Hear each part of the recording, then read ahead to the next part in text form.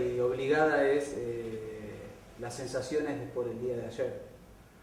Bueno, ya digamos uno acostumbrado a los avatares políticos acá en Paraguay, este, podíamos presagiar que esto iba a desarrollarse normalmente. Hay mucha expectativa de parte de la gente, digamos, pero si uno se pone a analizar los detalles, digamos, de este proceso de transición, después el triunfo del Lugo en abril y la Asunción no era más que un paso más en esta cadena, pero lo que uno observa como analista es la actitud que está tomando la ciudadanía y muy en particular las organizaciones sociales, las organizaciones campesinas, sindicales, estudiantiles, etcétera, que están, digamos, con una mezcla de expectativa para el cumplimiento de los puntos puestos en el programa por Lugo, pero por otro lado con una sensación de que va a ser difícil que eso se haga, porque las señales que fueron emitidas desde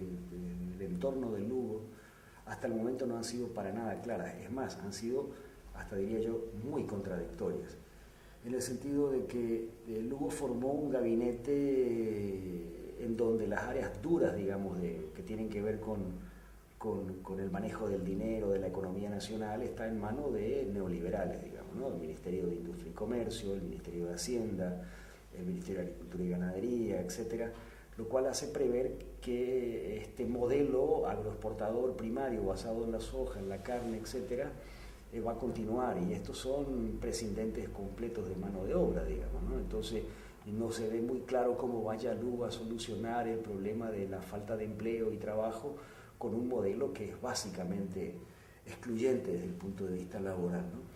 Por otro lado,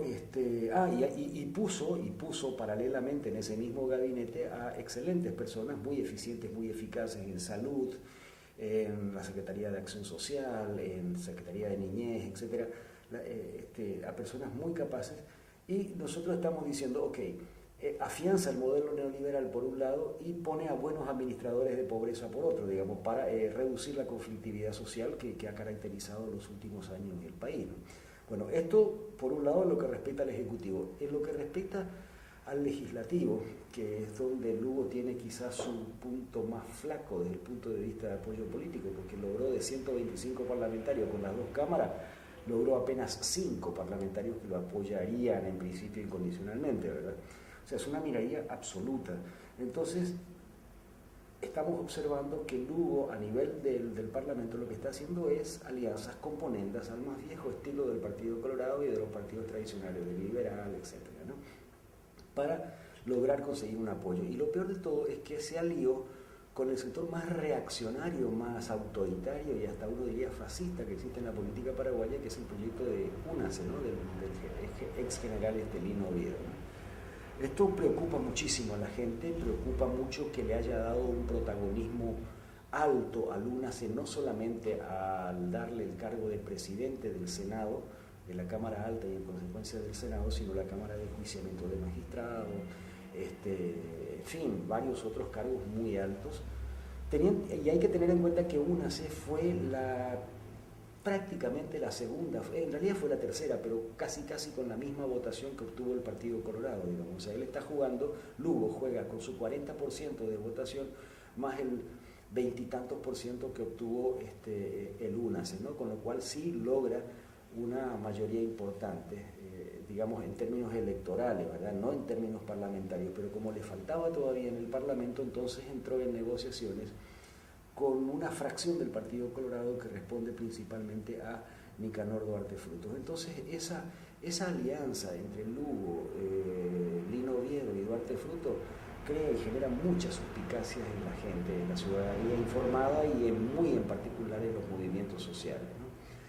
Así que el futuro, si bien esto es un cambio y es, como decía alguien, un balón de oxígeno, digamos, dentro de la política paraguaya, o sea, ahora estamos viviendo claramente en otra época en la que vivíamos hasta antes de ayer, digamos, ¿no?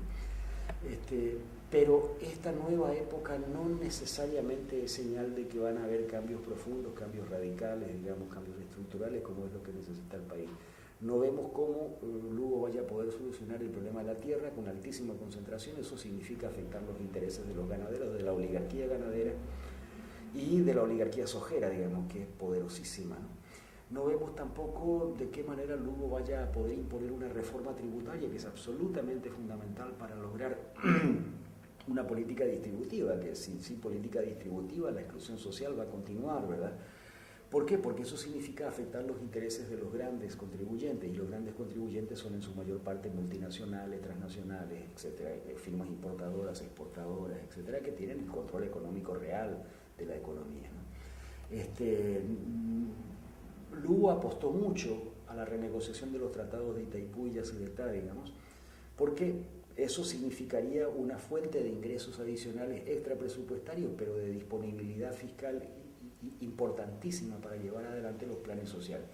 Lo que nos tememos es que Lugo intente implementar, como se dio ya en algunos otros países de nuestra América Latina, un modelo de continuidad amistoso, digamos, con las grandes corporaciones multinacionales, fundamentalmente sojeras, y con la oligarquía ganadera, disponiendo de un caudal de fondos, presupuestarios o no presupuestarios, para administrar esa pobreza. O sea, caeríamos en una especie de prebendarismo.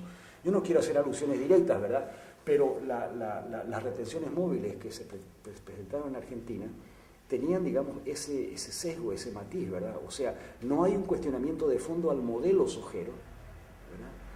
¿Por qué? Porque el gobierno saca réditos impresionantes desde el punto de vista impositivo de ese mismo modelo sojero para después poder usarlo con criterios asistenciales o de políticas distributivas y a la postre asistencialista, ¿verdad? Pero lo que está en cuestión aquí en el Paraguay, al menos en este momento, es el modelo sojero, que está produciendo desempleo, expulsión de campesinos de sus tierras, una inseguridad alimentaria atroz en las familias, crecimiento de la pobreza, fumigaciones aéreas con deterioro directo en la salud humana, sobre todo en la salud materno-infantil.